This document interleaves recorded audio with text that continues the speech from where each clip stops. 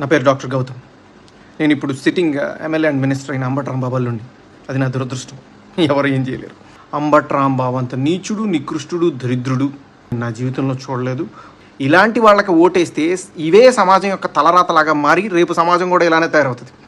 దీన్ని ప్రజలు గమనించి సరైన ఓటుతో, సరైన బాధ్యతతో ఓటేసి సరిగ్గా నాయకుడిని ఎంచుకుంటారని ఆశిస్తూ వస్తాను. నా అల్లుడి వల్ల నాకు ఓటు వేయొద్దని, నేను దుర్మార్గుడిని. ఎక్కడ దుర్మార్గుడు నేను చెప్పండి?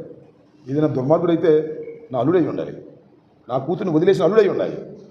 తన కూతుర్ని కూడా వదిలేసిన అల్లుడై ఉండాలి. తన కొడుకును కూడా వదిలేసిన అల్లుడై ఉండాలి. వాళ్ళందరినీ సంరక్షిస్తున్న నేను దుర్మార్గుని ఎలా అవుతానో ఒకసారి ఆలోచించమని మనవి చేస్తున్నా. పవన్ కళ్యాణ్ ఉన్నాడు, పవన్ కళ్యాణే మాట్లాడించాడు, చంద్రబాబు సపోర్ట్ చేస్తున్నాడు. ఇది దుర్మార్గం కాదా అని అడుగుతా ఉన్నా. ఒక ఫ్యామిలీ ఇష్యూని ఇంతగా తీసుకొచ్చి రాజకీయ లబ్ధి పొందాలని అనుకోవడాన్ని ఏమనాలి?